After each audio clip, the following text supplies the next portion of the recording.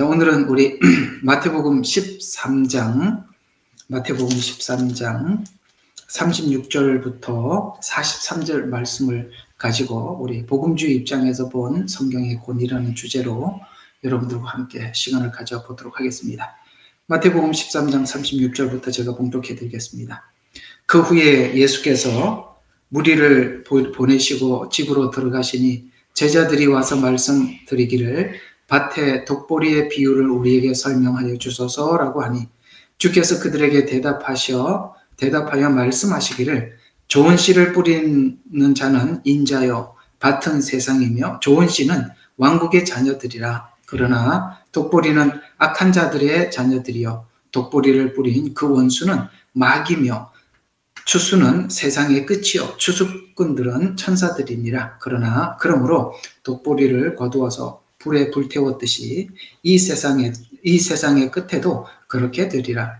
인자가 그의 천사들을 앞서 보낼 것이라. 그러면 그들의 실족하는 모든 것들과 불법을 행하는 자들을 그의 왕국에서 가려내어 모으리라. 그리하여 그들을 불타는 큰 용광로 속에 던지리라. 거기서 울며 이를 갈고 있으리라. 그때 의인은 자기 아버지 왕국에서 해처럼 빛나리라. 들을 게 있는 자는 들을지어다. 아멘.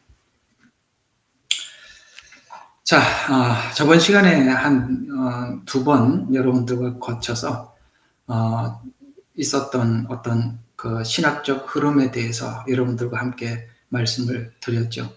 사도들을 통해서 전수받은 근본주의 신앙, 거기서 출발한 이 신학이 자유주의로 인해서 무너지게 되고 그 자유주의로 인해서 무너진 그 신학을 다시 세우기 위해서 신정통주의라는 것이 등장을 하게 되고 나중에는 이 신정통주의 이후의 열매가 근본주의로 돌아간 것이 아니라 진보주의라는 그야말로 성경은 하나님 말씀이 아니다라고 주장을 할 만큼 전혀 다른 방향으로 신학이 이렇게 흘러갔다라고 여러분들에게 말씀을 드린 적이 있죠. 그 내용을 오늘은 우리 이제 복음주의, 쉽게 말해서 근본주의, 저희 같은 성경을 권위 있게 최고의 권위로 두고 믿는 우리들은 과연 성경을 어떤 위치에서 어떤 정도의 권위를 가지고 우리가 성경을 바라보는가라고 그런 주제로 여러분들이 한번 생각해 보려고 합니다. 아마도 오늘 여기에 참석하신 여러분들이나 저나 별반 다르지 않는 성경의 권위적 시각을 가지고 있으리라 생각을 합니다만 막연히 성경적 권위에 대해서 우리는 성경에 대해서 최고의 권위를 갖습니다 라고 말을 하더라도 그것이 구체적으로 최고의 권위가 어떻게 우리에게 권위로 인정을 하고 하나님 앞에 왜 그것이 최고의 권위를 갖는지를 우리가 알고 권위를 갖는다라는 것을 이해하는 것과 그걸 모르고 권위를 갖는다는 것을 이해하는 것은 다르기 때문에 그 부분을 우리가 성경 안에서 살펴서 정리해 보려고 합니다. 여러분, 신앙은 하나님이 제일이라고 믿는 믿음이죠. 그러니까 쉽게 말해서 신앙은 하나님 제일주의다라고 이렇게 이해를 하고 있는데요. 하나님 제일이라는 말은 성경의 권위를 어디에 둘 것인가에 관한 문제이기도 합니다.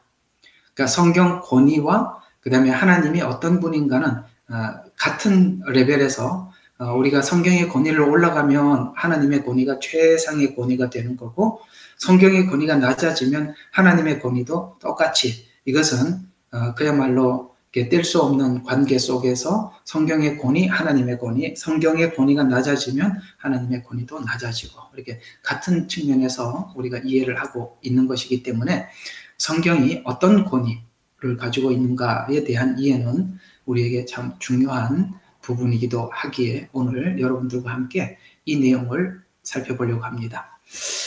저번에 이걸 이야기하기 전에 이런 이야기를 한 적이 있어요. 아마 여러분들 기억하리라고 생각을 하고 한 번 더 생각해 보도록 하겠습니다. 성경의 에덴 동산에 사단이 아담과 하와를 깨웠던 사건은 먹지 말라, 먹는 날에는 죽으리라 라는 이게 하나님의 권위거든요. 성경의 권위. 먹지 말라, 먹는 날에는 죽으리라. 이게 말씀이고 또 하나님의 권위이기도 합니다.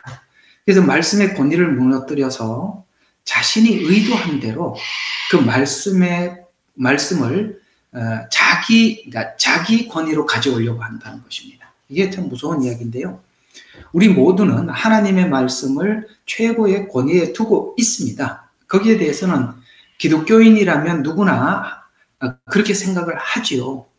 그 문제는 우리가 하나님의 말씀을 최고의 권위로 두었는데 문제는 이게 변질된 말씀도 본인이 캐치를 못하면, 이해를 하지 못하면 변질된 말씀을 또 똑같이 하나님의 말씀이라고 최고의 권위에 두고 있다는 게 문제입니다.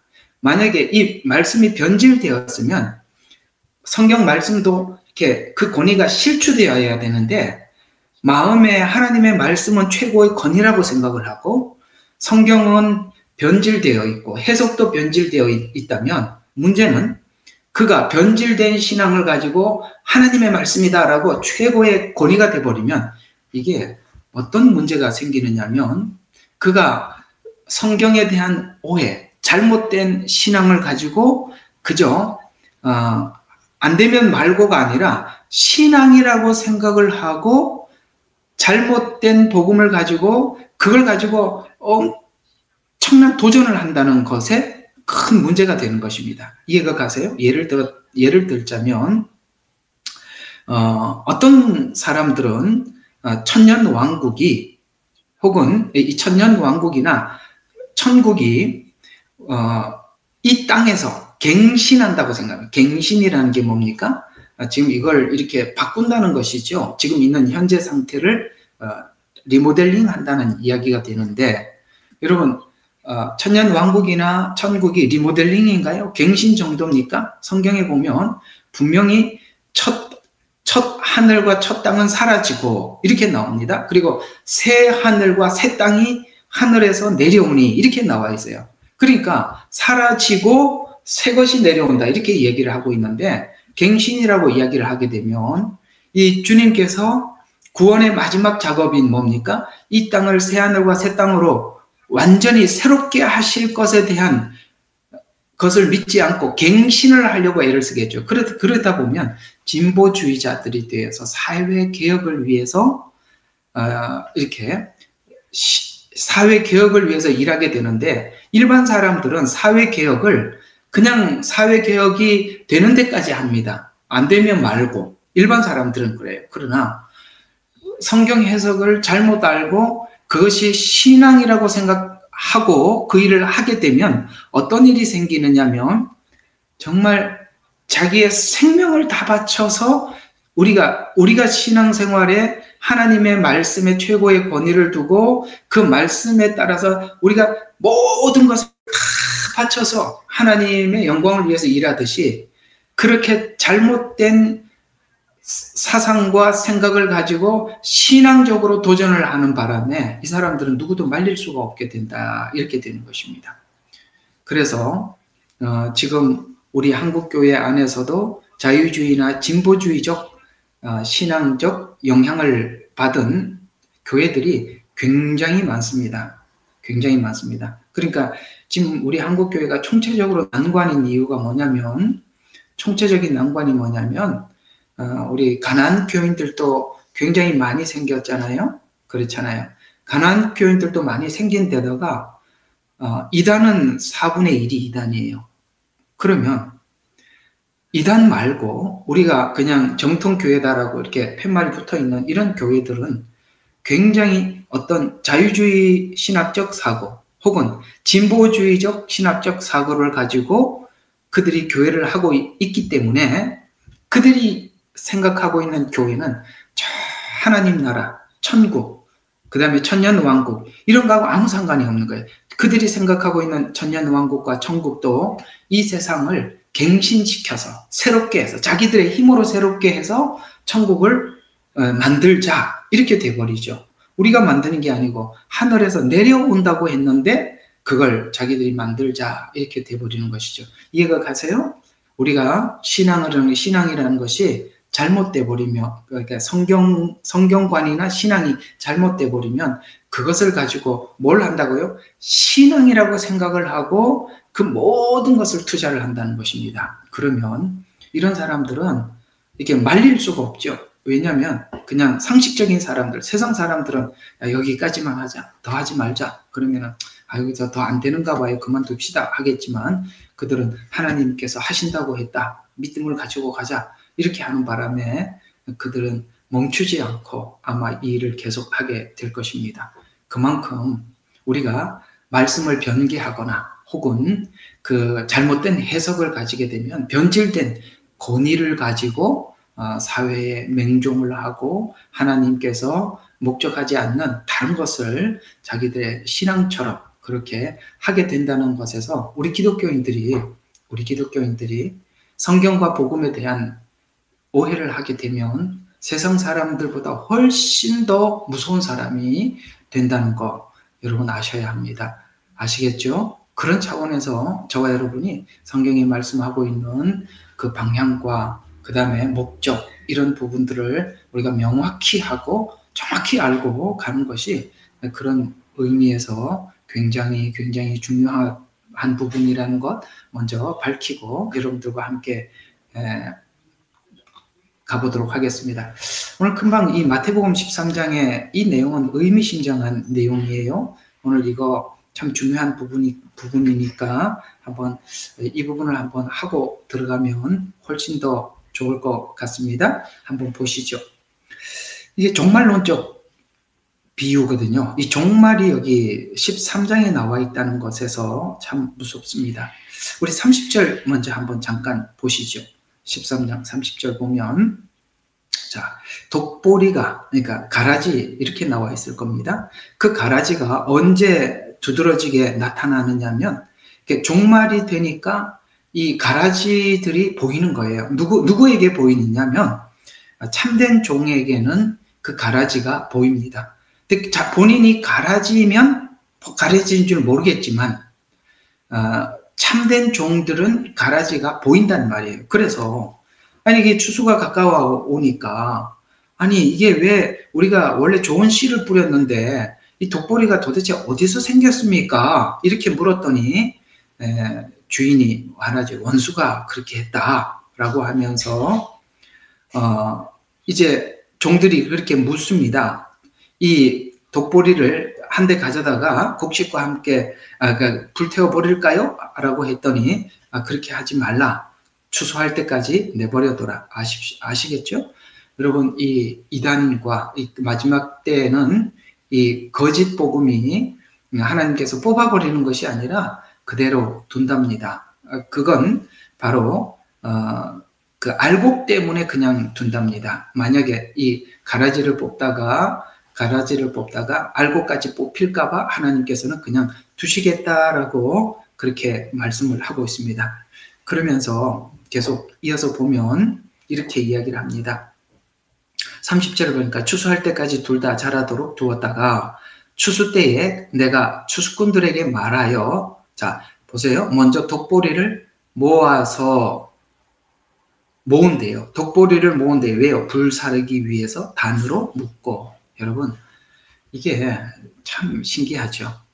마지막 종교다원주의로 인해서 엄청난 연합이 일어난답니다. 그래서 그 독보리를 묶는답니다. 예수님 오기 전에 이렇게 가짜들이 하나가 되고 묶고 이렇게 연합되는 일이 있을 것이다라고 하는데, 놀랍게 이 바벨론, 그러니까 요한계시록에 가보면 이 바벨론과 예루살렘에서 이 두 성이 나오거든요.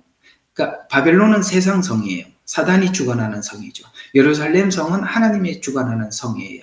그런데 바벨론 성이 외치는 외침이 있습니다. 뭐냐면 세계 정치 통합, 종교 통합, 연합, 이렇게 갑니다. 여러분, 이 마지막 때 연합이라는 이야기로 속아서는 안 되는 거예요. 연합이라는 이름으로 이렇게 모인대요. 근데 여기는 30절에는 뭐라고 이야기하고 있어요? 단으로 묶는답니다. 그러니까 그 일이 먼저 일어난다, 이렇게 말씀을 하고, 곡식은 내 창고로 모아드리라고 하시니라 라고 이야기해요. 그래서 그저 이 가라지는 묶이는 거예요. 왜요? 불사르기 위해. 그런데 곡식은 추수를 해요. 왜요? 창고에 드리기 위해서 나타난다는 거예요. 그래서 여러분 이렇게 생각해 봐요. 우리가 여러분 도시에 살지 농촌에 사는지는 잘 모르겠습니다만 우리가 농촌에 가보면 가을에 추수를 할 쯤 들녘에 나가보면 여러분 벼가 많아요? 피가 많아요? 이게 쉽게 말해서 독보리 여기 가라지는 제가 알고 있는 언어로는 거기서 이렇게 피라고 이렇게 이야기해요. 그래서 피를 뽑아야 된다라고 그렇게 이야기를 하는데 피는 소수예요. 그러나 대부분이 알곡이에요.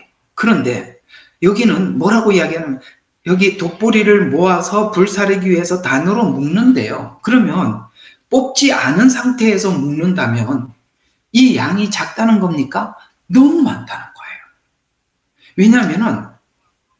왜냐면은 이렇게 뽑지 않고 묶을 정도면 너무 양이 많기 때문에 묶는다는 뜻이 되는데 우리가 피부로 느끼는 것 중에 하나가 뭐냐면 이 마지막 때 이게 지금 외쳐야 될 이 상황에 다들 침묵하고 있는 걸 보면 우리가 이해하고 있는 복음과 저들이 지금 이해하고 있는 복음에 분명히 무슨 차이가 있지 않나 이런 생각이 들 수밖에 없는 시간을 우리가 살아가고 있듯이 여기 묶어야 할 만큼 그만큼 양이 많답니다. 그래서 33절부터 오늘 읽었던 내용을 한번 다시 봐요. 또 다른 비유로 그들에게 말씀하시기를 천국은 어떤 여인이 이거 좀 지나갑시다. 그러니까 36절부터 그냥 봅시다. 그 후에 예수께서 무리를 보내시고 집으로 들어가시니 자 이제 다 갔습니다. 제자들하고 예수님만 남았어요. 제자들이 와서 말씀드리기 밭에 독보리 비유를 우리에게 설명해 참 많이 신경 쓰였던 것 같아요. 그래서 예수님께 그 비유를 우리에게 말씀해 주십시오라고 하니까 37절에 주께서 그들에게 대답하여 말씀하시기를 좋은 씨를 뿌리는 자는 인자요. 자, 그 앞에 13장은 씨 뿌리는 비유잖아요. 근데 예수님이 오셔서 복음을 전해줬다는 거예요. 그래서 씨를 뿌린다는 것은 인자요. 그 다음에 이제 하나하나 설명합니다. 그 다음에 밭은 뭐라고요? 세상이에요. 그러니까 세상에 밭에 4가지 종류가 있었잖아요. 밭은 세상이고 좋은 씨는 왕국의 자녀들이라. 왕국의 자녀들입니다. 여러분 천국의 자녀, 왕국의 자녀 차이가 분명히 있습니다. 원래 이 서신은 유대인들에게 보내는 서신이기 때문에 유대인들에게는 천국 복음이라고 말하지 않았습니다. 그들에게 약속한 것은 천년 왕국 복음이에요. 그래서 왕국 복음 이렇게 하는 것이 옳습니다. 여기 킹제임스는 왕국 복음이라고 분명히 나와 있어요. 이건 대체 신학하면서 여러분들에게 많은 시간 설명을 했었으니까 참고하시면 되겠습니다. 자, 왕국 복음이요. 그 다음에 좋은 씨는 자녀들이야. 그러나 독보리는 악한 자들의 자녀요. 분명히 하나님이 이 비유에 대해서 선명하게 나누어 주십니다. 씨는 복음이다. 밭은 세상이다. 그 다음에 좋은 씨는 왕국의 자녀들이다. 독보리는 악한 자의 자녀들이다. 라고 딱 이제 이 관점을 가지고 예수님이 하신 말씀을 쭉 풀면 아주 쉽게 풀리겠죠? 예수님 정확하게 지적해 주셨으니까요. 39절. 독보리를 뿌린 그 원수는 마귀이며 추수는 세상 끝이고 추수꾼은 천사들이라. 요한계시록으로 바로 넘어가는 겁니다. 이게 성경에 보면은 이게 몇 장이죠? 13장인가요? 거기 보면 곡식이 익었습니다. 낫을 되겠습니다라고 그러니까 천사들이 추수를 하는 장면이 요걸 그대로 그 내용을 여기다가 적어놓은 것입니다. 천사가 추수한답니다. 그러므로 독보리를 거두어서 불에 태우듯이 이 세상 끝에도 그렇게 되리라. 묶여있는 독보리들을 묶어서 그들은 다 불에 태우기 위해서 묶는답니다. 연합. 무섭지요? 이 연합은 분명히 우리가 지금 WCC, NCCK, WEA에 대해서 우리가 이토록 반대하는 것은 그들은 연합이라는 이름으로 나와 있지만은 그 연합이 기독교 성경과 반하기 때문에 우리가 연합에 대해서 반대하는 거고, 그러지 우리는 거기에 연합할 수 없다라고 이야기를 하는 거거든요. 근데 놀랍게도 이런 연합운동이 일어난다고 이야기를 하고 있어요. 근데 그 놀랍게도 그 연합운동은 불에 태우기 위해서 묶는다는 거예요. 그래서 요한계시록에 보면은 사랑하는 자녀들아 거기서 나와서 바벨론에서 나와서 내가 내리는 재앙을 받지 말라 이렇게 말씀까지 하고 있는 거예요. 근데 여기 13장이 바로 그런 내용들을 먼저 우리에게 설명을 해 주었다라는 것에서 참 놀랍습니다. 이건 예수님 초창기 사역의 이야기인데 초창기 사역부터 이렇게 이야기를 했습니다. 마치 에덴 동산에서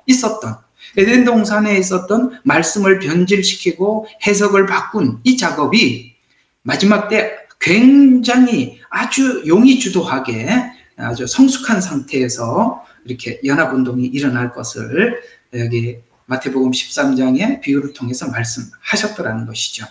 그러면서 또 종말론적인 이야기가 42절과 43절 두 운명이 갈라질 것을 이야기합니다. 그리하여 그들은 불타는 용광로에 던지리 거기서 울며 이를 갈고 있으리라. 그때의 의인들은 자기 아버지와 왕국에서 해처럼 빛나리라. 들을 귀 있는 자는 들으래요. 들을 귀 있는 자는 들으래요. 여러분 들리시죠? 자, 여기서 뭐 오늘 이건 설교는 아닙니다만 제가 이 설교하려고 한 건 아니지만 이 13장에 주님이 이런 말씀하고 있는 이유가 뭘까요? 여러분 알다시피 여기 네 개의 밭이 나왔었습니다. 진짜 그 씨앗이 떨어져서 열매를 맺었던 밭은 오직 한 밭밖에 없었어요. 어떤 밭이 좋은 땅이라고 분명히 말씀하고 있습니다. 땅은 우리의 마음을 이야기하는 것입니다. 우리 마음. 그러면 이렇게 생각하면 돼요. 여러분 열매를 맺으려면 씨가 나쁜 거네. 씨는 누가 뿌렸다고 그랬습니까? 예수님이 씨를 뿌렸다고 했어요. 그 씨앗의 문제는 전혀 없어요. 그리고 제자들, 여기 종들이 그렇게 물었던 이 종들은 사도들이 전한 복음이에요. 그 예수님이 전한 복음을 그대로 사도들이 전했어요.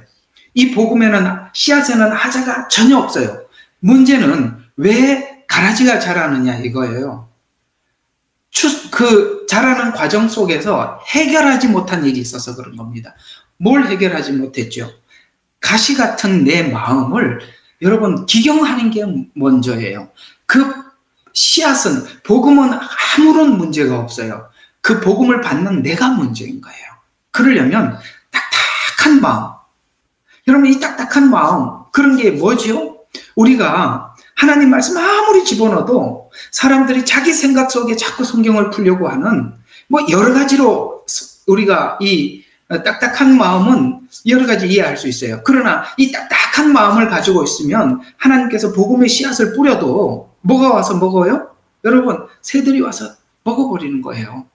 돌밭에 뿌렸다는 것은 환난이나 핍박이 오면 여러분 이 말씀을 가지고 환난과 핍박이 오더라도 우리는 그걸 믿고 지나가는 믿음을 하나님께서 우리에게 충분히 주셨는데 그 환난과 핍박이 있을 때 에이 하고 이렇게 버리게 되면 여러분 그것도 버리게 되는 것 아니겠습니까? 그 다음에 유혹과 가시덤불처럼 유혹이 올 때마다 여러분 그걸 극복하지 못하고 그대로 가지고 있으면은 자연스럽게 가라지가 나도 모르는 사이에 원수들이 뿌리고 가는 거예요. 잘 때 우리가 신앙에 잠시라도 그런 부분들에 대해서 해결하지 못하고 그런 어떤 잠재기를 그러니까 침체기들을 회복하지 못하고 쭉 가면은 막 계속 뿌려지는 이 가라지를 우리가 받을 수밖에 없다. 그래서 사실 우리가 하나님의 말씀을 받는 여기에는 어떤 부분이 우리에게 밀접한 관계가 있냐면은 말씀은 하나님께서 사도들이 전한 복음을 그대로 전했다면 우리는 그 말씀을 받기 위해서 여러분과 제가 해야 될 작업은 뭐예요? 우리 마음을 기경하는 일이란 말이에요. 이해가 가시죠? 그 기경하는 게 사모하는 것이다 라고 이건 안 하려고 그랬는데 하여튼 좀 지나가 봅시다. 44절이 그 이야기가 이어져 이렇게 나오는 겁니다. 그래서 천국은 밭에 숨겨진 보물과 같으니 어떤 사람이 그것을 어떻게 했어요? 찾으면 숨겨두고 그 기쁨으로 가서 자기 모든 소유를 팔아 밭을 샀대요. 밭을 사는 게 뭐라고요? 밭을 기경하는 거래요. 밭을 샀단 말이에요. 밭을 사는 거예요. 여러분 산다는 게 뭐였게? 자, 공통점이 있어요. 어떤 사람이 또 진주 비유가 있잖아요. 어떤 사람이 좋은 진주를 찾는 상인과 같으니 보세요. 앞에 있는 사람들은 우연히 발견한 보화예요. 또 어떤 사람은 진주를 발견했어요. 여러분, 우리가 복음을 받는다는 것은 어떤 사람은 진주처럼 찾아다니다가 진짜 진주를 알고 있으니까 그걸 찾다가 만났구나 이렇게 하는 사람도 있고, 어떤 사람은 우연히 가다가 이게 진짜 값어치 있는 하나님의 말씀이고 복음이구나 하고 그렇게 받는 사람이 있어요. 그걸 우리 각 개개인이기도 하지만 다른 차원에서 보면 이 마태복음이잖아요. 마태복음 유대인들에게 보내는 서신이니까 유대인들은 지금 메시아를 기다리고 있어요. 그들은 진주를 찾고 있었습니다. 메시아를 기다리고 있었어요. 그래서 진주를 만났으니까 값진 진주를 만났어요. 그래서 그 메시아를 받아들이고, 이방인들은 메시아를 기다린 적이 없어요. 그런데 우리가 하나님께서 사도들을 통해서 우리에게 복음을 전해줬어요. 우리는 우연히 가다가 보화를 발견한 사람입니다. 이렇게 유대인들처럼 이렇게 발견하기도 하고, 우리가 예를 들어서 이방인들이라 할지라도 어떤 사람들이 진리를 찾고 복음을 찾고 하나님을 찾고 그러다 만날 수도 있어요. 이건 이렇게 적용해도 좋고 저렇게 적용해도 좋습니다. 그거는 문제가 아닌데, 여기 둘 다 공통점이 있어요. 좋은 땅이란 이런 거랍니다. 좋은 땅이 뭘까요? 여기 보니까 발견했어요. 그런데 자기 모든 소유를 팔아서 산다는 거야. 자, 그 다음에 진주를 발견했어요. 자기 모든 소유를 팔아서 샀답니다. 이 둘 다 공통점이라는 거예요. 좋은 밭이 뭘까요? 여러분, 자기 소유를 다 내놓고 하나님을 받아들이는 겁니다. 문제는 내 소유도 가지고 있으면서 하나님의 말씀을 받으려고 하니까 여러분 이미 채워져 있는데 뭐가 더 들어가겠습니까? 그러니 가라지 씨앗이 떨어질 때 우리가 하나님의 말씀이 아닌, 당신이 가라지를 소유하고도 여전히 복음도 받을 수 있습니다라는 이 거짓 복음들을 받을 수밖에 없어요. 여러분, 우리가 신앙생활의 가장 큰 장애물이 뭐였었어요? 여러분, 나 자신 아닙니까? 나 자신이 하나님 앞에 내려놓아야 될 것, 내놓아야 될 것. 여기 보니까 소유를 팔한다는 것은 지금 옛날에 가지고 있던 그 악한 습성들을 하나님 앞에 내려놓고 하나님의 것을 담기 위해서 내놓는 작업이잖아요. 이것이 바로 좋은 땅이에요. 좋은 땅. 이해가 가세요? 좋은 땅이라는 것은 막연한 이야기가 아니에요. 그저 내 걸 꺼내놓고 하나님의 것을 받아들이는 것입니다. 이걸 못하면 우리가 잠잘 때, 그걸 우리가 방심할 때 가라지가 뿌려지는데 타협하게 되고, 쉽게 신앙생활하는데 거짓된 그런 이야기 속에 그런 거짓 복음을 우리가 쉽사리 받아들이게 되는 것이다 라는 이야기가 되는 것입니다. 이해가 가셨죠? 예, 이 씨 뿌리는 비유는 바로 그런 의미를 우리에게 담고 있습니다. 정리 다시 한번 할까요? 마지막 때는 여러분, 처음에는 복음이 뭐래야 돼? 순수하고 진정한 진짜 복음이 뿌려졌어요. 이게 저번에 말씀드렸던 근본주의입니다. 진짜 복음이 뿌려졌어요. 그러다가 우리가 기독교가 잠시 뭔가 이게 좀 약간 이렇게 흔들릴 때 뭐가 쑥 들어옵니까? 자유주의 신학이 쑥 들어오게 되죠. 그래서 이게 가라지지 않습니까? 이 악한 자들이 계속 그걸 뿌렸다라고 주님이 분명히 말씀하고 있어요. 근데 이 악한 복음들을 받아들이는 사람이 누구라고요? 여러분, 자기 소유를 팔기 위해서 뭡니까? 우리 죄를 내려놓고 하나님의 의를 담기 위해서 우리가 내놓지 않았던 이런 사람들은 이 독보리들, 이 가라지가 막 뿌려지는 걸 자기도 모르게 그걸 수용하게 되고 받아들이게 되는 것입니다. 그렇게 해서 이 마지막 때 이상하게 그걸 받아들인 사람들은 이 종교 통합이라는 거, 연합이라는 이름 미명하에 서로 막 묶이죠. 엄청나게 많이 묶입니다. 뽑지 않고 묶어야 할 만큼 많다라는 이야기가 되는 것입니다. 그래서 묶이게 되고, 그걸 왜 묶는다고요? 불에 던지기 위해서 묶는 거래요. 이해가 가시죠? 좋은 땅. 여러분, 그것이 여러분들에게 큰 도전이 되셔서 여러분 모두가 저나 여러분이 좋은 땅 되기를, 몸부림치기를 주의 이름으로 축원합니다. 그래서 오늘 이 가라지를 뿌린 것처럼 긴 역사를 통해서 이 가라지를 뿌려왔어요. 어떻게 뿌려왔을까요? 성경 번역에서, 해석에서 편집시켜 왔습니다. 여러분, 성경 번역도 참 많은 문제가 있습니다. 이 번역. 그래서 저는 이 킹제임스 성경을 쓰고 있습니다만, 그래도 여러분, 이 성경을 쓰는 게 가장 제가 지금 정말 추천합니다. 뭐 흥정역을 봅니까? 아니면은 말씀 보존학회 걸 봅니까? 라고 하지만 저는 이 말씀 보존학회가 좋더라고요. 예, 뭐 여러분 흥정역 보는 분들 보고 제가 뭐 이걸 쓰십시오, 저걸 쓰십시오 이런 이야기는 굳이 안 하겠습니다만 저는 이게 더 좋아 보입니다. 그래서 할 수 있으면 여러분 성경을 다 바꾸시고 원래 성경의 이야기가 뭔지 여러분 성경이 희미하면 성경이 희미하게 기록되어 있으면 우리 신앙도 희미하게 되어 있어요. 성경이 선명하면 우리 신앙도 선명하게 되어 있어요. 여기에 지금 이 킹제임스 성경은 신앙이 굉장히 선명합니다. 이 내용이 여기에 하자가 그러니까 우리에게 뭐 이게 중간쯤 되는 이야기를 하지 않아요. 정확하게 이거다 저거다 이렇게 설명을 하고 있습니다. 저희들이 이렇게 신앙이 선명한 이유도 이게 바로 이 성경을 무엇을 쓰느냐에 따라 다르고 또 하나는 해석의 문제입니다. 해석 아시겠죠? 이 해석의 문제. 여러분 해석이요, 참 문제가 많죠. 자 지나갑시다.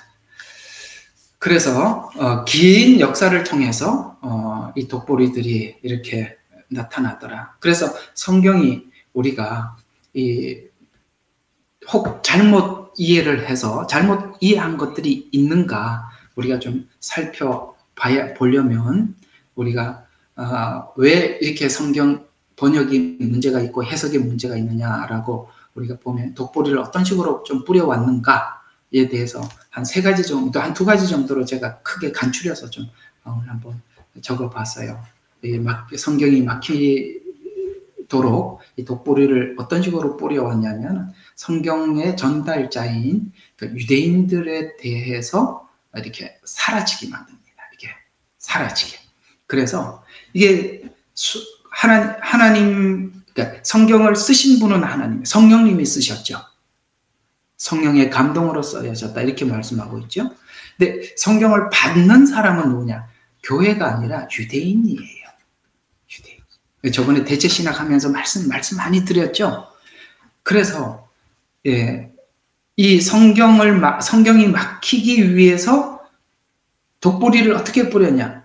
바로 유대인들이 아니라 교회에 이 서신을 전해줬다. 구약도 교회에 준 서신이고 신약도 교회에 준 서신이다. 아니죠. 신약 성경에는 뭐 골로새 교회, 에베소 교회, 고린도 교회 맞습니다. 그러나 원래 첫 약속은 누구하고 했던 거죠? 유대인들과 했던 것입니다. 여러분 신약만 봐서는 우리가 성경 선명하게 이해할 수 없습니다.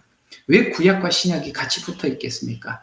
구약은 신약을 증명하고 신약은 구약을 증명하는 것입니다. 구약은 예언이라면 신약은 성취입니다. 만약에 예언 없는 성취만 있으면 신약만 있으면 기독교가 신화적 종교가 되는 거예요. 예언이 없잖아요. 역사가 없잖아요. 그러면 신화적 존재가 되는 거예요. 그러니까 예를 들어서 하나님이 아닌 이 기독교 이외의 다른 종교와 무슨 차이가 있냐 말이에요. 신약만 있다면. 그럴 만큼 구약과 신약은 밀접한 관계를 가지고 있어요. 그걸 신약기에 있는 이 복음들을 구약에서 다시 확실하게 연결해서 확인하지 않으면 우리 신앙은 분명하지 않아요. 흔들릴 수밖에 없어요. 근데 이 유대인들이 없어져 버리니까 대체 신학이 나왔어요. 이 대체 신학은 완전히 우리의 눈을 완전히 감기게 만들어 버린 거거든요. 이 대체 신학. 이런 부분들에 대해서는 오랫동안 여러분들에게 말씀을 드렸고 아마 유튜브에 올라 있는 걸로 알고 있습니다. 그걸 보시면 이것 때문에 우리가 성경이 막혔구나라는 것을 알 수 있어요. 이게 바로 가라지라는 거 이해하시면 됩니다. 또 하나는 하나님의 말씀에 대한 권위를 완전히 실추시켜버렸습니다.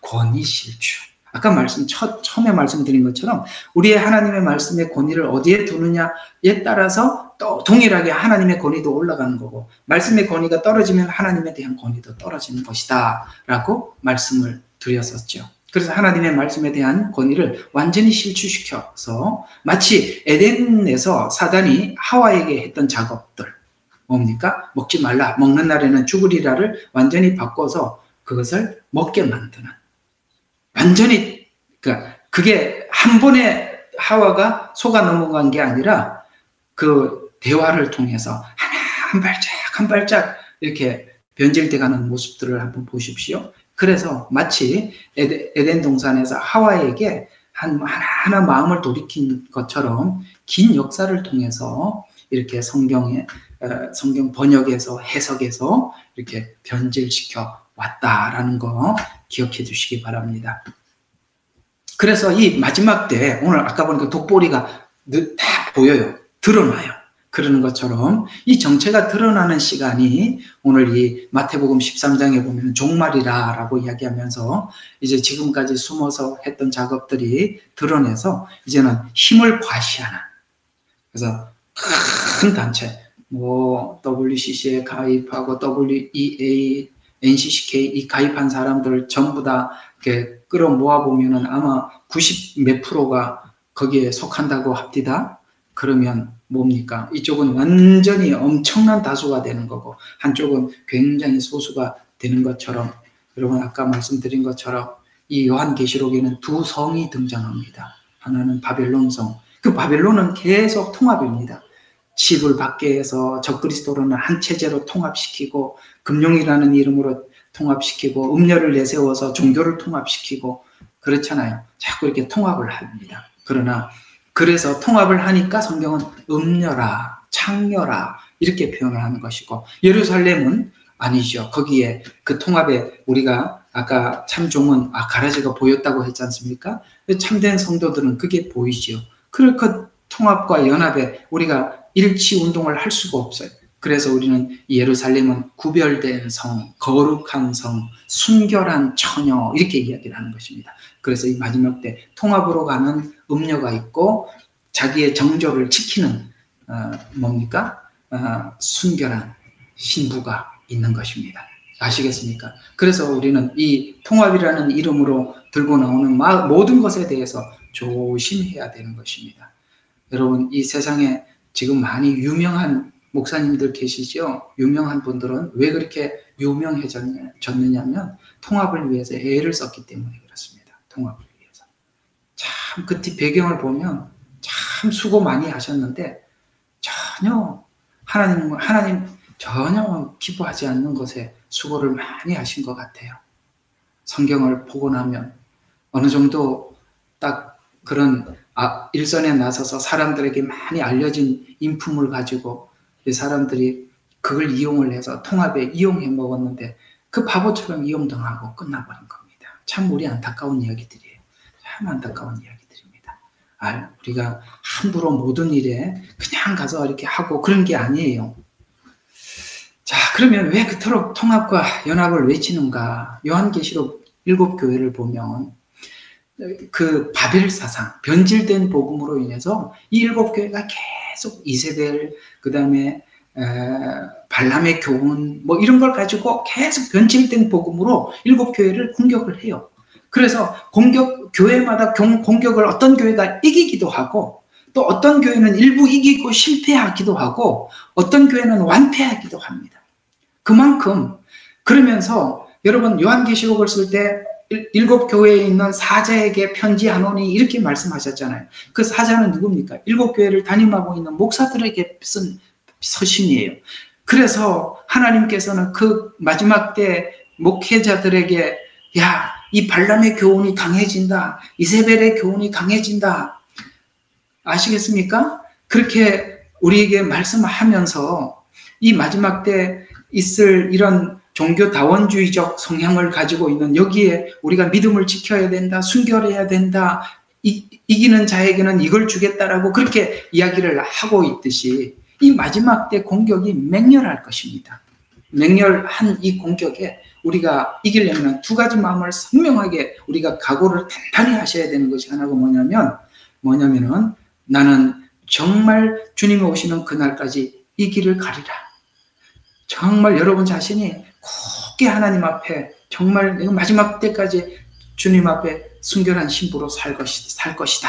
두 번째는 그러면 아무리 각오를 한들 뭐 합니까? 모르는데 아무 소용이 없는 거예요.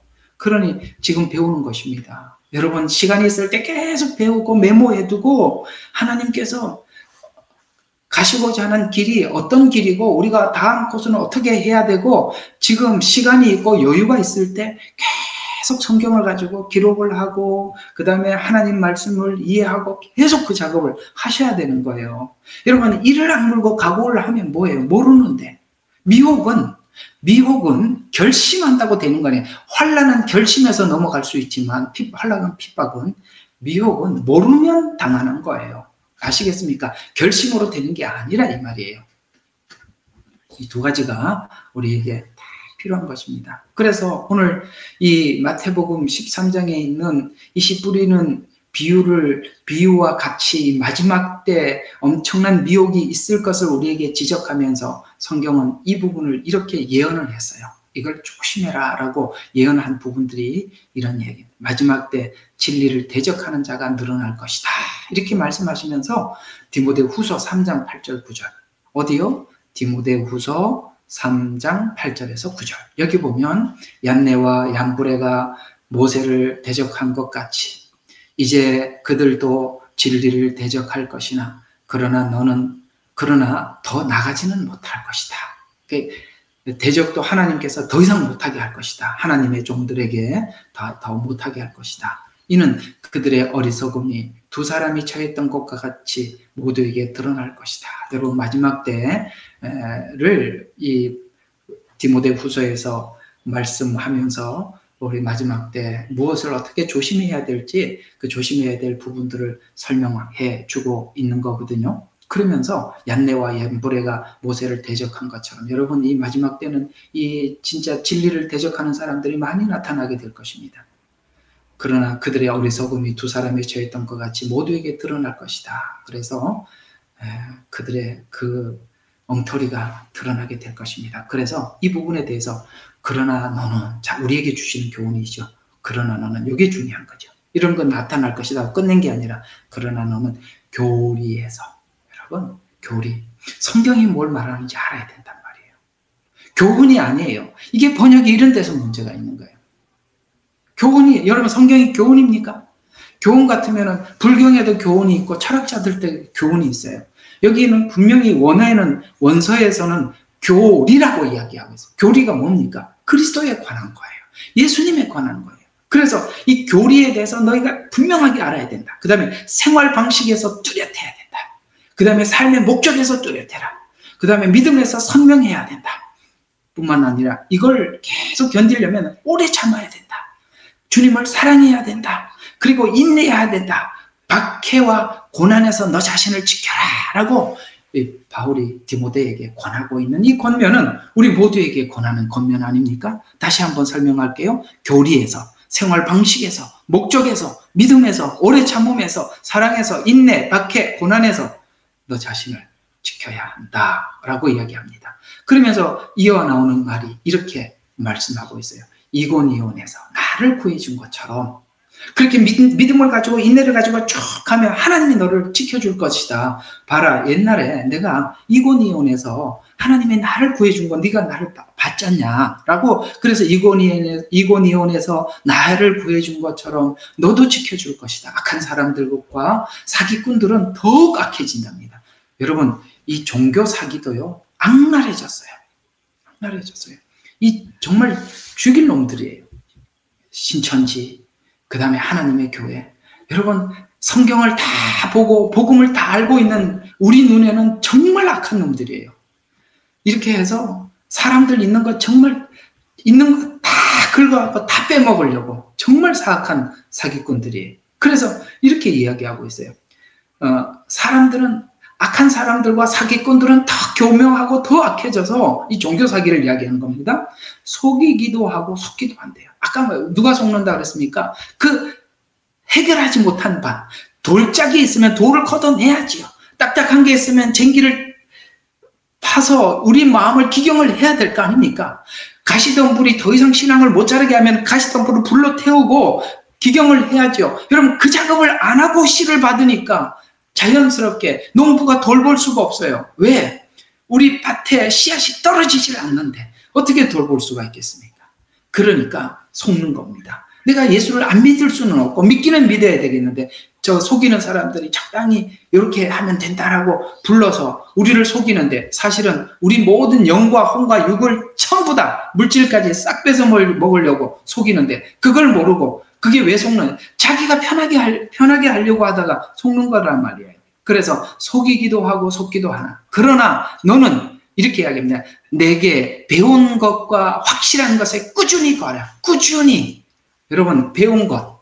지금 배우고 있죠? 이 배운 것, 그 다음에 확신하는 것. 하나님의 말씀을 딱 붙잡았던 것들을 꾸준히 거해라. 내가 누구에게 배웠는지, 처음에 받았던 복음이 뭔지 그걸 생각해봐라. 아시겠습니까? 중간중간에 들어오는 복음들은 그게 점검이 필요하다 이 말이에요. 처음 네가 들었던 복음, 사도들에게 전해주었던, 바울이 디모데에게 전해주었던 복음을 이야기하는 것입니다. 누구에게 배웠는지 알며 믿음으로 인하여 구원에 이르도록 지혜롭게 할 수 있을 것이다. 성경만이 너에게 지혜를 줄 수 있다. 인내하게 할 수 있다. 속이는 자들로부터 지킬 수 있다. 이렇게 이야기를 하고 있습니다. 그래서 우리가 이 권면을 깊이 생각해야 돼요. 사람들이 왜 속았는가? 디모데후서 4장 3절 계속되는 이 말씀에서 4장으로 넘어가서 이렇게 이야기합니다. 때가 이르리니, 이때는 마지막 종말을 이야기하는 것입니다. 사람들은 건전한 교리를 견디지 못하고, 여러분 건전한 교리가 뭐죠? 여러분 죄를 지적하고 그리스도를 닮는 성화예요. 여러분 이게 굉장히 부담스러운 이야기예요. 내 삶을 다 돌이키고 청산해야 되는 거예요. 그래서 이 건전한 교리들을 사람들이 듣고 싶지 않아. 요즘은 진짜 복음을 예리하게 정확하게 가감없이 전하면 사람들이 안 들으려고 그래. 오고 싶지 않아 해요. 그래서 어떻게 되더라? 견디지 못한다고 분명히 때가 되면 이 마지막 때 사람들이 다 이렇게 편안한 생활을 하게 사단이 사람들을 편안하게 만들어주고 편안하게 이렇게 살아도 괜찮다라고 던져주고 나니까 편안한 생활을 놓지를 못하는 거예요. 환난이나 핍박을 자기들이 견딜 마음이 없는 거예요. 그러니까 뭐예요? 건전한 교리를 견디지 못하는 겁니다. 그들 자신의 정욕에 따라 가려운 길을 즐겁게 해줄 선생을 많이 두르라. 자기가 듣고 싶은 거 해주는 그런 사람들 찾아갈 것이다. 귀를 가렵게 해줄 선생을 많이 두리라. 그래서 그들의 귀를 진리에서 돌이켜. 아시겠습니까? 그래서 돌이키는 거예요. 하와가 그걸 먹으면 하나님 같이 되리라 라고 했더니 다시 보니까 진짜 그렇게 보여요. 아시겠어요? 전에는 그럴 생각이 전혀 없었어요. 근데 다시 이렇게 보니까 그렇게 해줄 수 있을 것 같은데? 이런 생각이 돼. 그래서 돌이켜 보니까 보암직하고 탐스럽기도 하고, 그래서 어떻게 손을 내밀어서 따먹게 되더라. 돌이키더라. 여러분 돌이키면 안 되는 거잖아요. 그래서 돌이켜 꾸며낸 이야기로 돌리리라. 이제 진보주의다. 성경은 하나님 말씀이 아니다. 이렇게 했다 그랬죠. 여기 딱 나오잖아요. 꾸며낸 이야기로 돌리리라. 성경은 창조가 신화다. 성경이 아니다. 이런 말까지 나왔어요. 이게 성경이 기록될 초창기부터 이 말을 우리에게 경고하고 있었다는 것에 하나님의 그 말씀에 놀라지 않을 수가 없는 거잖아요. 진보주의는 창조는 신화다. 이렇게 얘기해서 꾸며낸 이야기로 돌리리라. 그러면서 또 바울은 디모데에게 이렇게 부탁합니다. 그러나 너는, 이게 중요한 거예요. 우리는 어떻게 하라고요? 정신을 차리고 고난을 견디고 전도자의 일을 하고 내 직무를 완수해라. 너무 중요한 거예요. 정신을 차려라. 여기 말하는 그러나 너는 여러분 전체이기도 하지만 바울이 디모데에게 하는 것으로 봐서 목사인 저희들에게 하는 말이죠. 원래 그래서 이게 목회서신이라고 하잖아요. 목사가 목사에게. 그러니까 여러분 이 목회자에게 하나님께서 부탁한 말이 무슨 말인지 한번 계속 봅시다. 우리가 이 일을 하지 않으면 양떼들이 다 빼앗기고 양떼들이 방황한대요. 여기 4장 1절과 3절 보면 이렇게 이야기합니다. 내가 전도자의 직무를 다할 때 너에게 속한 자들을 보호할 수 있다. 이렇게 말씀하고 있어요. 전도자의 직무를 다하지 못하면, 목회자가 하나님의 말씀을 다하지 못하면 양떼들이 이렇게 되는 거예요. 우리 에스겔서에 보면 하나님께서 이스라엘 백성들이 포로로 잡혀가게 된 가장 1차적인 원인이 누구에게 있었다고 그랬죠? 그렇습니다. 이 목자에게 있다고. 그 목자에 대한 심판을 말씀하는 것처럼 여기도 그렇게 말씀하고 있습니다. 네가 전도자의 직무를 다해야 양떼들을 보호한다라고 하면서 디모데후서 4장 1절과 3절에 보면 내가 하나님과 주 예수 그리스도 그가 나타나실 때에 주님 오실 때를 생각하고 목양하라는 거예요. 목양을 주님 오셨을 때를 생각하고 목양을 하면 사람들이 이렇게 최소한 타락은 하지 않아요. 목회자가 최소한 자기는 지킬 수 있어요. 그걸 주님 오시는 걸 잊고 사니까 그렇게 사는 거예요. 그래서 내가 하나님과 주 예수 그리스도 그가 나타나실 때와 그의 왕국에서 산 자들과 죽은 자들을 심판하실 심판을 생각하면서 그분 앞에서 내가 지명하노니 너는 말씀을 전파해라. 때를 어떤지 못 어떤지 항상 대비해라. 모든 오래 참음과 교리로 견책하고 책망하고 권고해라. 여러분 목사가 할 일이 이거라는 거예요. 여러분 목사가 이걸 안 하면 그냥 이 이리에게 다 빼앗기는 거예요. 그래서 너는 그 일을 다 해라 라고 이야기합니다. 그 내용이 뭐예요? 교리. 지금 복음을 이야기합니다. 복음을 정확하게 전해줘라. 교리를 전해. 그 다음에 그들이 이렇게 돌이키지 않는 사람들에게 견책하고 책망도 하고 때로는 권고도 하고. 여러분 이게 목사가 할 일이에요. 이걸 계속 해야만이 양떼들이 자기를 돌아보게 되고 자기를 지킬 수 있다. 네가 그 직무를 다하지 못할 때 양떼들이 이렇게 된다라는 이 참 마태복음 오늘 13장 말씀과 디모데 후서 3장 4장에 있는 말씀을 연결해서 우리가 쭉 살펴봤어요. 사실 오늘 이 이야기를 좀 들어가기 전에 이 부분을 한번 여러분들과 꼭 나누고 이야기를 했으면 좋겠다라는 생각이 들어서 오늘 이 말씀을 드려봤습니다. 연합, 좋은 게 아닙니다. 이 연합은 할 수 없는 연합 아니겠어요? 가톨릭과도 연합하자 그러고 불교와도 연합하자 그러는데 우리가 어떻게 거기에 연합을 하겠습니까? 예, 이건 죽는 것보다 어려운 일이죠. 그래서 목회자가 이것을 하지 않으면 가라지가 되고 네가 전하는 복음도 가라지가 되고 변질된 복음에 속게 된다. 너 자신도 이런 정신을 차리고라고 이야기하잖아요. 정신을 잃어버리는 거예요. 이 작업은 긴 역사 속에서 했던 작업이고 너무나도 교묘해져 있을 만큼 변질되어서 찾아내기가 어려울 만큼 이렇게 변질되어 있기 때문인 것이다 라는 것입니다.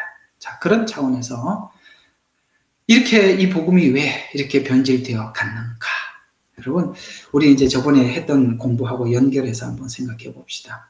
근본주의 다음에 자유주의 신학이 등장했다고 그랬어요. 왜 근본주의는 하나님 관점에서 성경을 보는 거예요. 계시, 영감, 하나님이 주신 말씀, 이 관점에서 우리가 이 모든 말씀을 하나님 말씀이다라고 믿으면서 받는 거거든요. 이게 바로 근본주의 신앙이에요. 그런데 자유주의 신학자들이 등장을 했습니다. 근본주의 다음으로. 그러면서 그들이 이런 이야기를 합니다. 자, 성경이 하나님이 우리가 이해 안 되는 말을 했겠나? 우리가 설득당하지 않을, 우리가 이해할 수 없는 말들을 했겠나? 그러니 우리가 하나님의 말씀들을 우리가 이해해야 되지 않겠나? 이해해보자. 이해라는 것으로 이성을 들고 나온 겁니다. 그래서 이성을 들고 나오면서 어떤 말을 쓰기 시작했냐면 비평. 여러분, 유난히 신학교를 가니까 비평학이라는 게 있어요. 나는 이게 비평이라는 말을 신앙생활을 하면서 하나님의 말씀을 안 믿어져서 애썼지만 나중에 하나님 믿음을 주니까 다 믿어지는데 그 다음부터 내가 하나님의 말씀을 비평이라는 말을 감히 생각도 못했는데 아니 신학교 가니까 비평학이 있어요. 그래서 난 비평이라는 그 책 자체가 너무 어색하더라고요. 아니 하나님 말씀을 비평을 하자고? 그래서 무슨 고등비평, 무슨 비평 이런 비평들이 나와요. 나중에 알고 봤더니 이게 자유주의 신학에서 나오는 걸 가지고 신학교에서 쓰고 있는 거예요. 이야, 그래서 비평이라는 말이 굉장히 충격적이었습니다. 그래서 비평을 하는 거예요. 여러분 에덴 동산에서 먹지 말라고 하더냐? 먹는 날에는 하나님 같이 되리라고 비평을 하지 않습니까? 하나님을 비평을. 하나님 같이 되지 못하게 하기 위해서 네가 못 먹게 한 거 아니냐라는 이런 말이 거기에 깔려 있잖아요. 그렇게 해서 비평으로 시작한 변질입니다. 그래서 이 근본주의는 하나님의 말씀을 어떻게 생각하느냐면 하나님의 말씀, 모든 성경은 하나님의 말씀이다 라고 그렇게 굳게 믿고 있었는데 이 보수 근본주의자들이 완전히 반대하는 자유주의가 등장해서 성경은 하나님의 말씀이 된다. 먹지 말라고 하더냐? 먹는 날에는 하나님같이 되리라? 이렇게 말한 것처럼 말이죠. 한번 쿡 쑤신 거지요. 성경은 하나님의 말씀이 된다? 여러분, 된다? 되게 웃기지 않아요? 그래서 자유주의 신학이 이렇게 들어와서, 이성이 들어와서 자유주의를 반박해서 우리가 이게 근본주의를 무너뜨리는 1차 작업을 했어요. 이게 이제 자유주의 신학이 여러분은 이제 저번에 한번 말씀드린 것처럼 프랑스 계몽주의. 그래서 계몽주의가 어떤 그 흐름을 바꿔놨다 그랬죠. 절대 믿음. 절대 신앙에서 상대 신앙으로 이렇게 넘어가죠. 신권. 그러니까 하나님의 권리가 전부냐? 오직 하나님 말씀 무조건 따라야 되느냐? 아니야. 하나님 우리에게도 권리를 주었어. 라고 신권을 어디로 옮겼다고요? 인권으로 옮긴 작업. 이게 계몽주의라고 전에 한번 강의했죠. 계몽주의가 들어오면서 이제 우리 인간의 인권을 중요시 여기기 시작했고, 그래서 성경은 하나님의 말씀이다 해서 하나님의 말씀이 된다라는 것으로 한 발짝 옮기게 만들었던 것입니다. 우리도 할 수 있다. 우리 이렇게 돌아온 겁니다. 주체가 하나님에서 인간으로. 그런데 이 자유주의 신학이 들어와서 근본주의를 파괴시키자 신정통주의, 저번에 한번 했던 건 이제 기억을 이제 나죠. 이런 단어들, 신정통주의가 등장하게 되었습니다. 그들은 성경을 이렇게 말한다고 했죠. 성경은 하나님의 말씀을 포함한다. 어떤 부분만 포함이 된다 그랬죠? 이건 이스라엘에게 준 말씀인데 우리가 개인적인 체험을 통해서 우리의 말씀이 될 수도 있다. 이렇게 이야기하는 것이죠. 그럼 체험 안 한 거는요? 그럼 아닌가요? 여러분, 우리가 하나님의 말씀을 체험한 것은 우주 속에 하나님은, 여러분 우리 찬송가에 보면 그 크신 하나님의 사랑 다 기록할 수 없겠네. 바다를 먹물로 삼고 하늘을 두루마리로 삼아도 쓸 수 없는, 성경에도 하나님에 관한 것을 다 기록하려면 두기에도 부족하다. 이렇게 말씀하셔요. 하나님은 너무너무 무한하고 너무너무 뭡니까? 끝이 없으신 분인데 우리가 그 끝이 없는 하나님의 작은 일부분을 맛을 본 거예요. 말씀으로 맛을 보든지 무엇으로 맛을 보든지 그 맛본 것만 하나님의 말씀이다?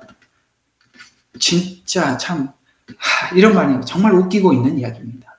여러분, 우리가 맛본 하나님은 그 광대한 우주 속에 한 부분을 점을 맛본 거예요. 그 나머지가 없는 게 아니라는 거예요. 예를 들어서 어떤 사람은 신유를 통해서, 은사를 통해서 하나님을 발견한 사람이 있고, 어떤 사람은 말씀을 통해서 여러분, 말씀을 통해서 발견했기 때문에 은사는 아니다라고 밀어낼 수도 없는 거. 은사를 통해서 하나님을 발견했던 사람들은 말씀은 아니다, 밀어낼 수 없는 것은 이것도 하나님의 역사이기 때문에 그렇다는 거예요. 이해가 가십니까? 그렇게 하나님은 광대한 그 하나님 속에서 우리가 그걸 받아들이고 믿고 그렇게 들어가기 위해서 성경을 통해서 분별을 하고, 그 다음에 분별된 것은 믿음으로 간직하게 되고, 이 작업을 우리가 끊임없이 하기 위해서 오늘 말씀을 듣는 거 아닌가요? 말씀을 듣고 메모하고 다시 읽어보고 묵상하고 그런 것들이 다 그런 작업들 아닙니까? 그러나 우리가 경험하지 못한 부분들도 성경은 이야기를 하더라도 그것이 하나님께서 우리에게 주신 분명한 말씀이라는 것을 우리 믿음으로 다 받고 있어요. 근데 신정통주의가 뭐라고 그랬다고요? 모든 성경은 하나님의 말씀을 포함한다, 경험한 것이라고 이야기하는데, 경험을 훨씬 넘어서서 경험하지 못한 것도 모두 다 하나님 말씀입니다. 만약에 이 신정통주의가 나온 이유가 뭐냐면 자유주의 신학의 그 흐름을 이렇게 물꼬를 막으려고 나왔어요. 막으려고 나왔는데 그 열매가 정말 더럽죠. 어떻게 더러운지 보세요. 이 신정통주의가 들어와서 근본주의로 성경에 하나님의 말씀이다라고 돌아가게 만든 게 아니라 신정통주의가 뭘 만들어내느냐면 진보주의를 만들어냅니다. 진보주의는 여러분 자유주의 신앙을 뺨을 치는 거예요. 진보주의. 지금 우리가 과격한 기독교인들, 정말 친북, 이게 우리 한국이니까 잘 알죠. 종북, 이런 사람들, 교회 다니는 분들 많죠. 목사들 많죠. 다 진보주의자들이에요. 그들은 뭐라고 이야기하느냐? 성경은 하나님 말씀이 아니다. 이렇게 얘기합니다. 우리가 이해되는 것만 하나님의 말씀이다. 라고 이야기를 하는 겁니다. 여러분, 홍해가 갈라진 게 아니라 그때 물이 쭉 빠져가지고 뻘이 생겨서 지나온 거라고. 그렇게 이야기를. 예수님이 물 위로 걷는 건 뻥이다. 그렇게 착시 현상으로 보인 거다. 물 위로 걸어간 것처럼. 여기서 잘못 보니까. 아주 죽일 놈들이에요. 여러분, 우리는 그런 것이 하나도 이상하지 않잖아요. 그죠? 하나님의 말씀으로 우주 만물을 창조하신 분인데, 아니 그분이 홍해를 가르는 게 뭐 하나님이 우주 만물을 손가락으로 창조했다는데, 아니 홍해 가르는 게 무슨 대수예요? 아니 물 위로 걷는 게 무슨 대수예요? 죽은 자가 부활하는 게 무슨 대수예요? 그분은 창조주세요. 우리는 이런 관점에서 하나님을 보고 있기 때문에 그분이 물 위로 걸어갔다, 죽은 자 가운데 살았다, 하나도 이상하지 않아요. 당연해 보여요. 우리가 가지고 있는 가장 중요한 알짜 믿음, 이런 것들을 전부 다 뒤바꿔 놓은 거, 이게 진보주의입니다. 그들은 세상을 바꾸어서 세상을 평등하게 만들고 연합해서 평등하게 하나로 만들어서, 그래서 남북 통일을 주장하기도 하고, 공산주의, 잘 사는 사람 못 사는 사람 없게 하자. 근데 그 속에 숨어 있는 그 악함은 뭔지 아시죠? 다 거짓말 아닙니까? 아시겠습니까? 자, 다시 한번 정리해 보겠습니다. 보수주의는 뭐라고요? 하나님 말씀이다. 자유주의는 뭐라고요? 하나님 말씀이 된다. 신정통주의는 뭐라고요? 경험한 것만 하나님의 말씀이 된다. 진보주의는 뭐라고요? 하나님 말씀이 아니다까지 왔습니다. 먹는 날에는 죽으리라가 먹고 눈이 밝아져까지 온 겁니다. 아까 가라지 비유, 가라지를 묶고 딱 떨어지지요, 종말에. 여기까지 온 겁니다. 이런 진보주의가 나와서 이렇게 될 줄 누가 알았냐 이 말이에요. 신정통주의 열매가 뭐라고요? 진보주의예요. 그러면 신정통주의도 어느 정도 뭔가를, 그 자유주의 신학을 막는 것 같은 역할을 한 것 같이 보이지만 열매가 진보주의. 이건 전부 다 뭡니까? 아니라는 거예요. 앞에 자유주의도 아니고 신정통주의도 아니고 뭐예요? 진보주의도 아니라는 증거입니다. 오직 하나만 옳은 겁니다. 뭐예요? 근본주의. 사도들이 전한 복음. 그것만 진짜라는 거예요. 그래서 아까 디모데에서 말했잖아요. 너는 어디서 배운 줄을 생각하고 인내하고 핍박을 견디고 그렇게 해라. 핍박을 견디다 보면 하나님이 나를 보호할까 걱정하지 마라. 너 이고니온에서 내가 복음을 전할 때 하나님 나를 어떻게 보호했는지 너 봤지 않냐. 네가 핍박을 견딜 때 하나님께서 너도 그렇게 지켜주실 거야 라고 했던 그 말씀 기억하세요. 우리는 그렇게 해야 되는 것입니다. 그렇다면 이제 우리 이 근본주의, 그 복음주의자들이 지켜내야 될 현대교회의 바른 길은 첫 번째 뭐라고요? 성경의 근본 교리를 지켜야 하고, 그 다음에 이단적 자유주의 신학을 배격하고, 마지막으로 천주교를 포용하지 않는 것. 천주교와 관련된 것은 무조건 거부하는 것. 그래서 그렇게 하는 것입니다. 아까 악한 자가 뿌린 독보리로 인해서 7교회가 겪었던 그 혼란들을 보면 이 나름 교회마다 이 사단이 이 거짓 복음을, 가라지를 뿌려서 그렇게 고통스럽게 하지요. 에베소 교회는 이단자들을 색출했어요. 그 니골라파, 이 거짓 복음을 색출해서 찾아냈습니다. 그 찾아내다가 아까 바울이 디모데에게 부탁한 것 중에서 쭉쭉쭉 설명하다가 사랑과라고 이야기가 들어가 있는데, 여러분 색출하는 데 애쓰다가 사랑을 잃어버렸어요. 여러분 여기 있는 여러분들이 그렇게 될 가능성이 높다는 걸 기억하셔야 합니다. 색출하는 데만 애쓰지 마시고 색출을 해놓고 그들을 위해서 기도하고 불쌍히 여기고 그 기도를 이어하지 않으면 우리는 이 에베소 교인들처럼 독해져 가는 겁니다. 주의하셔야 됩니다.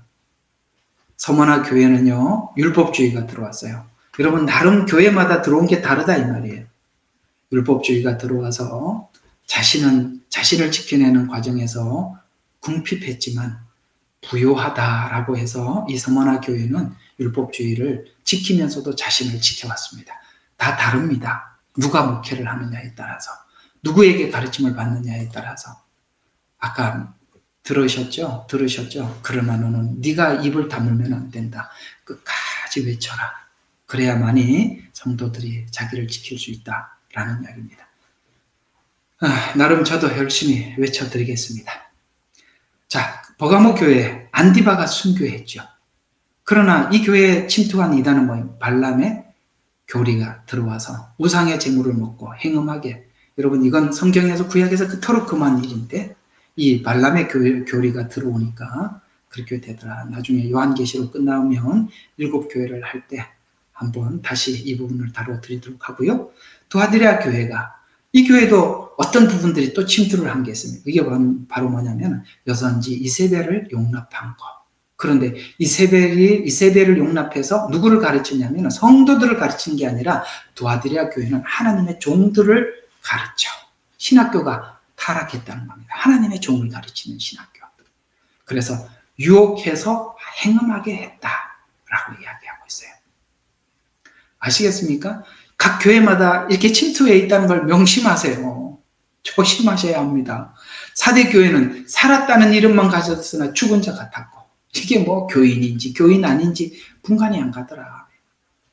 그 다음에 빌레델비아 교회는 뭐죠? 유대의 거짓을 구별하면서 지켜 인내하며 이겼다. 이렇게 말씀하고 있어요. 이 교회는 승리한 교회로 하나님 말씀하고 있어요. 라오디게아 교회. 어쩌면 이 마지막 때 지금 이 시점에 있는 많은 교회들이 여기에 머물러 있을 수 있습니다. 라오디게아 교회는 미지근하다. 왜 미지근할까요? 여러분 요즘 신앙이 왜 이렇게 미지근할까요? 아까 말씀드린 것처럼 성경 번역이 선명하지 않아.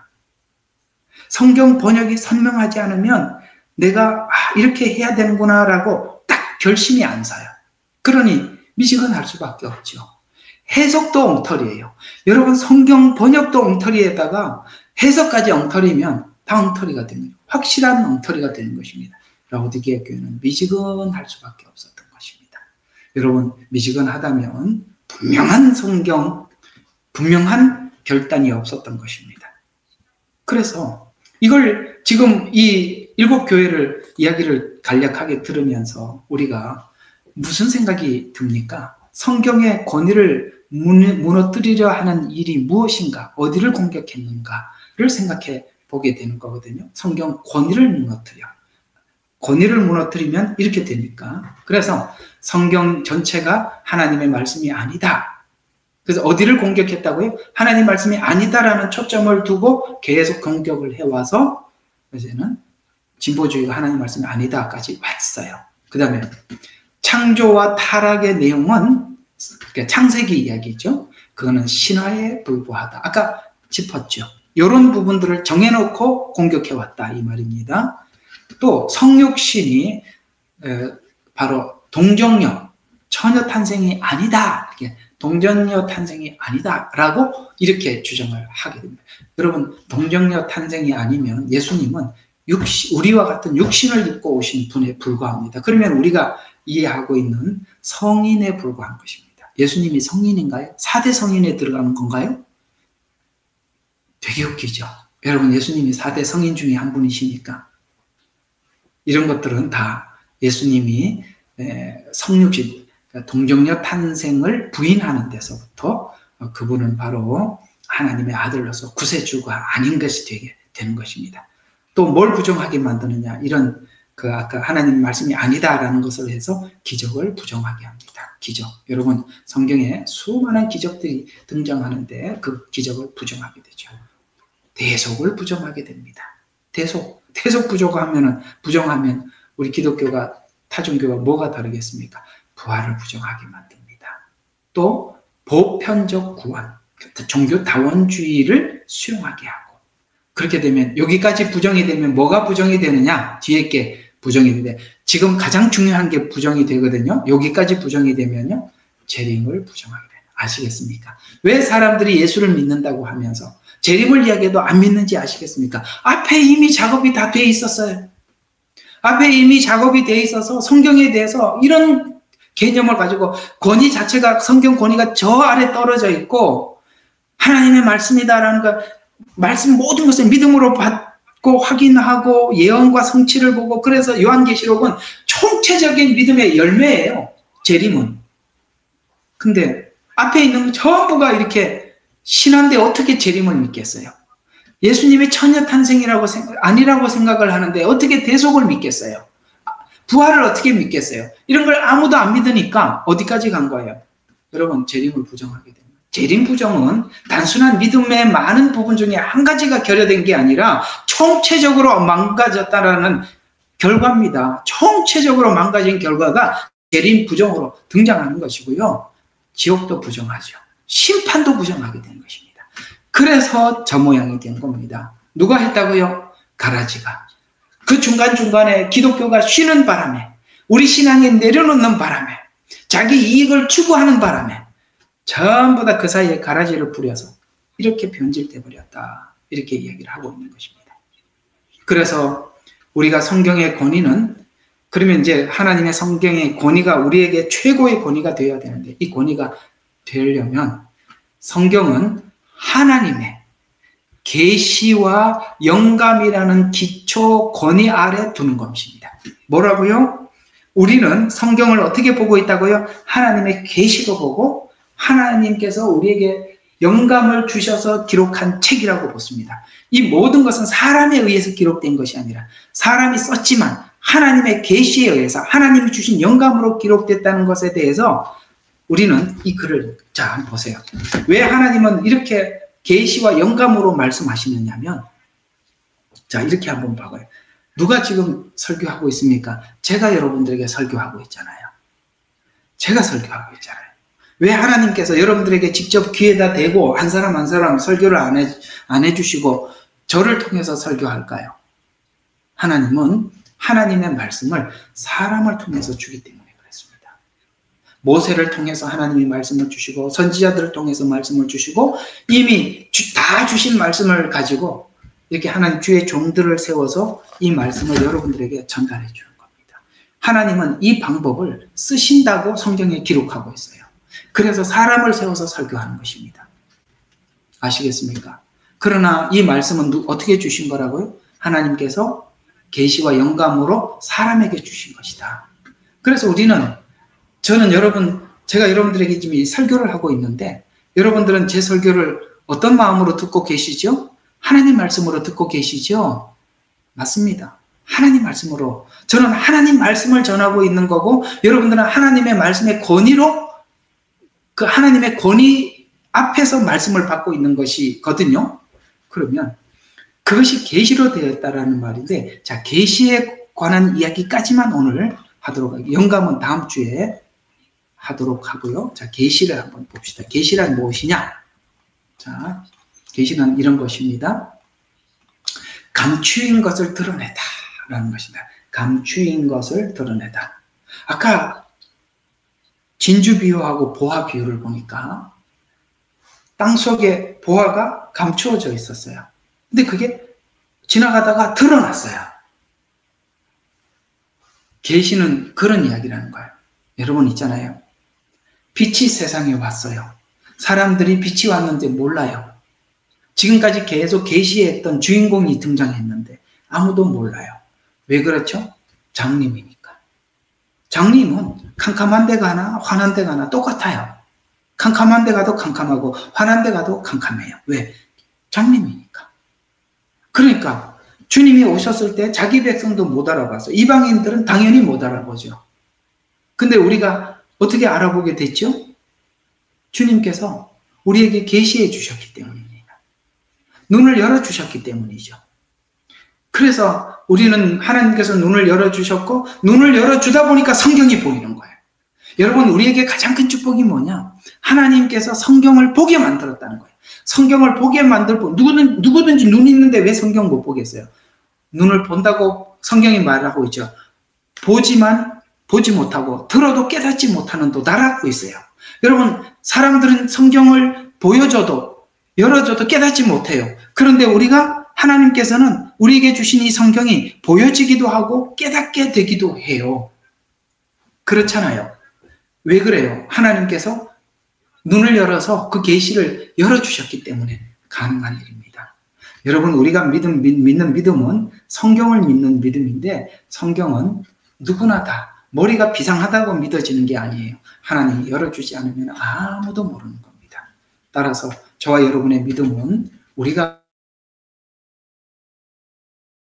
확보한 것 같아도 하나님께서 열어서 보여주실 것입니다. 하나님께서 이 창세기에 인간이 어떻게 타락하고 타락의 과정이 어떠하고 우리의 구원이 어떠한지를 이 성경에 아무리 기록되어도 하나님께서 열어주지 않으면 아무 소용이 없는 것입니다.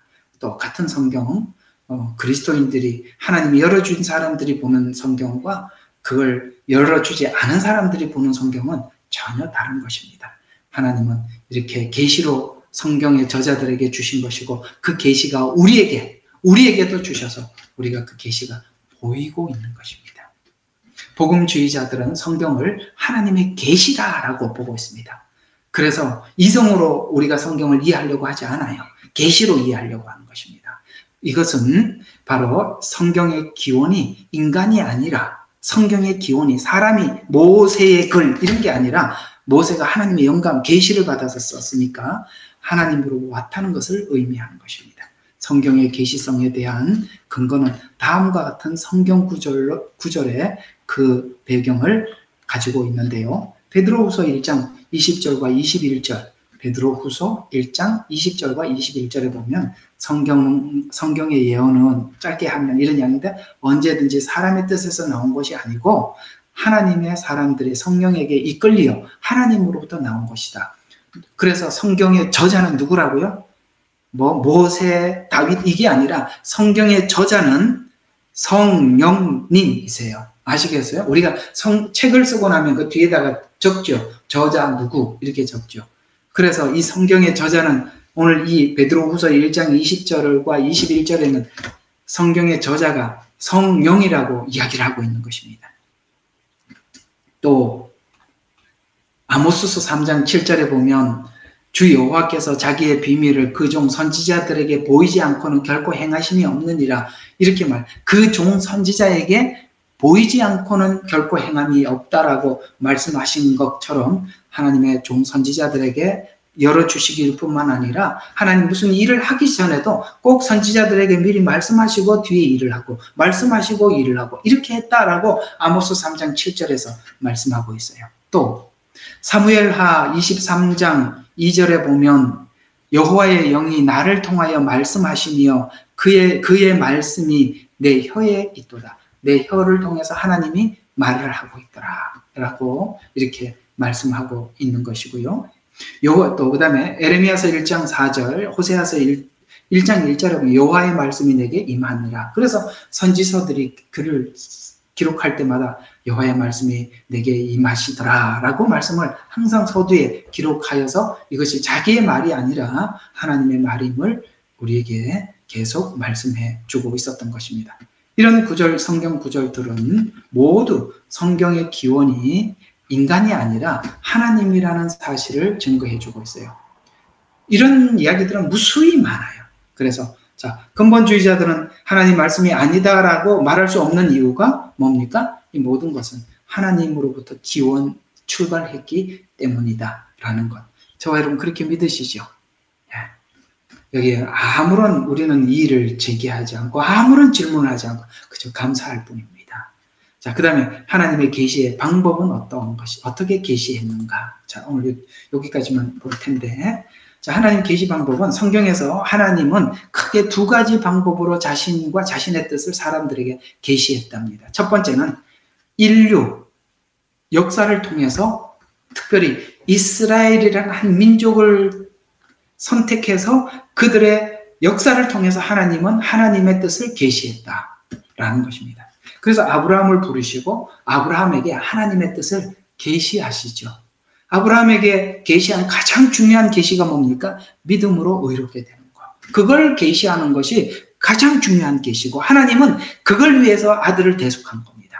우리가 예수님을 믿어서 구원을 받도록 하기 위해서. 그래서 하나님은 아브라함과 이스라엘 전 역사를 통해서 말씀하세요. 성막도 보니까 다 십자가 이야기고 구원에 관한 이야기지 않습니까? 앞으로 들어보세요. 다 그 얘기예요. 그래서 우리가 성경에 있는 역사서를 공부하는 것은 하나님께서 이스라엘 역사를 통해서 자신의 뜻을 나타내셨다고 믿기 때문입니다. 예를 들어서 출애굽 사건은 이스라엘뿐만 아니라 오늘날 우리들도 적용할 수 있는 구원에 대한 풍부한 지식이 우리가 세상 살 때 바로라는 사단의 노예 아래 있게 되고 거기서 하나님께서 뭡니까? 문설주에 피를 발라서 십자가에 죽으셔서 그 다음에 죽음의 천사가 넘어가게 되고 그들이 그 가정에서 나와서 출애굽하게 되고 그 다음에 홍해를 하나님 누가 갈라주셔요? 하나님께서 갈라주셔서 우리는 이제는 세상에서 구별된, 그래서 성도라는 말이 뭐예요? 구별되다. 애굽에서 광야로 나온 자, 구별된. 그 다음에 구원받은 자들이 그저 갑자기 가나안 땅에 들어가는 것이 아니라 구원받은 성화를 위해서 광야 생활에 그토록 뭡니까? 불평을 하게 하고 지난 애굽을 생각하게 하고 세상 방식과 하나님이 요구하는 방식 사이의 갈등을 경험하게 하고 자기들의 입에 부정적인 언어를 통해서 아직도 해결되지 못한 문제들을 보게 하고 그게 이제 광야 생활 아닙니까? 그래서 이 단순히 애굽에서 나와서 가나안 땅에 들어간 이 사건들은 그 이스라엘 역사가 아니라 우리의 구원이 이렇게 이루어져 가는구나 라는 것을 우리 구원의 전체를 이해하도록 하나님께서 계시한 내용이다. 그래서 이스라엘 역사를 통해서 계시했다. 두 번째, 어떻게 계시하느냐? 설교자를 통해서 계시한다. 그러면 이 성경은 하나님께서 이미 이렇게 완성된 66권을 우리에게 주셨어요. 그러면 이걸 하나님께서 사람들에게 계시해서 알려주기 위해서 하나님의 종들, 설교자들을 세워서 이걸 풀어서 설명하게 하죠. 여러분, 우리가 성경에 보면 사도행전 1장과 2장에 보면 베드로의 설교가 나와 있는데 흥미진진한 말들이 있어요. 그게 어떤 이야기냐면 베드로가 설교를 하다가 막 설교하다가 시편에 말씀하시기를 하고 이렇게 쭉 설명합니다. 근데 시편은 그 베드로가 설교하기 전까지는 닫혀 있었어요. 그러다가 베드로가 설교하기 시작하자 하나님께서 시편에 이런 말씀이 무슨 말씀이라는 것을 깨닫게 되고 막 예수님 십자가에 죽으시고 부활한 사건과 막 접목을 시켜서 시편의 말씀이 이러하다, 요엘 말씀이 이러하다라고 성경에 말하기를 막 구약 성경을 막 인용을 해서 설명을 하죠. 만약에 베드로가 이걸 설명을 안 해줬더라면 백성들이 그 말씀을 듣는 사람들이 어떻게 알겠어요? 이렇게 하나님께서는 저 같은 사람들을 세우셔서 성경을 열어주시고 여러분에게 전달하도록 그 내용을 알려주시고 지금 여러분들에게 설교를 하듯이 이렇게 말씀을 전해서 하나님은 여러분들에게 하나님 말씀을 계시하고 계신다라는 거예요. 그래서 사도행전 1장과 2장에 있는 설교들이 다 그런 이야기고 그래서 사도행전 2장 40절에 보면 이렇게 말씀하셨어요. 여러 가지 말로 증거하고 여러 가지 말, 이게 설교입니다. 여러 가지 말로 증거하고 여러 가지 말로 자기 이야기하는 게 아니라 증거하는 거예요. 하나님의 말씀을. 그 다음에 권고하여 말하기를 너희는 이 약한 세대로부터 구원을 받으라 라고 베드로가 외친 겁니다. 자, 오늘 이야기를 한번 정리 한번 해볼게요. 여러분, 오늘 마태복음 13장이 종말에 관한 중요한 말씀이 변질되어서 이제 묶는데 그 묶이는 사람들은 거기에 묶을 때 묶이는 사람들이 누구라고요? 불에 태우기 위해서 묶는다. 그게 연합이다. 요즘 유난히 연합운동이 많이 일어나고 있지요. 그 연합운동은 성경은 그렇게 악한 자들이 불에 들어갈 자들이 용광로에 들어갈 자들이 이렇게 마지막 때 연합하게 된다. 그들은 다 가라지 아래서 교육을 받은 자들이다. 이렇게 말씀을 하고 있다는 거 의미심장하고 성경에는 이미 마태복음 13장에 이런 말씀을 해놓았다니 놀랍지 않습니까? 예, 해놓았었어요. 그래서 마지막 때는 연합운동이 일어나게 될 것이고 그 연합운동을 분별하는 사람들이 종들이 보고 가라지 언제 생겼습니까? 우리가 그거 안 심었는데요? 왜요? 복음을 가지고 있는 사람들은 가라지가 보이는 거예요. 주님은 뭐라고 말씀하셨어요? 뽑지 말라. 여러분, 이건 그대로 계속 갈 겁니다. 마지막 때 이런 운동은 그대로 살아요. 우리가 없앨 수 없어요. 성경에 보면 마지막 때까지 그냥 두어라. 왜요? 알곡을 보호하기 위해서 그러는 거랍니다. 디모데 후서 3장과 4장에 뭐라고 말씀하셨어요? 너는 교리를, 말씀을 확고하게 지키고 인내하고 핍박을 견딜 각오하고 하나님 앞에 믿음을 지켜라. 하나님이 너를 지켜주실 것이다. 그렇게 하기 위해서 디모데에게 너는 때를 얻든지 못 얻든지 증거해라. 그래야 양떼들을 돌봐야 한다. 라는 이런 말들. 그럼 오늘 마음속에 잘 새겨 두시고 다음 주에 한 번 더 이 내용으로 여러분들을 찾아 만나 뵙도록 하겠습니다. 기도하고 마치죠. 하나님 아버지 고맙고 감사합니다.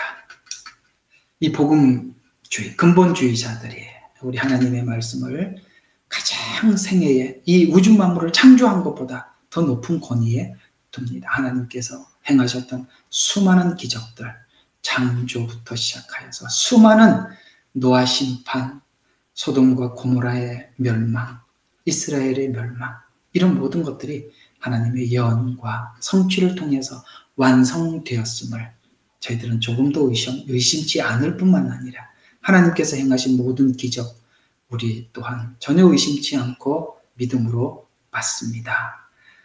아버지, 그 믿음을 변질시키기 위해서 사단은 긴 시간 이 복음을 변질시켜 왔습니다만 하나님, 저희들은 마지막 때가 되면 될수록 더욱더 이 말씀을 교육받고 또 확신하여 거하게 하여 주셔서 흔들림 없는 믿음 가운데 주님을 소망하며 주님 오시는 그날까지 오늘도 우리 예능방에 있는 성도들 하나가 되어서 믿음 지켜 주님 맞이할 수 있도록 정결한 신부로 준비되게 축복하옵소서. 오늘도 이 귀한 시간 주신 하나님께 감사드렸고 예수님 이름으로 기도드렸습니다. 아멘.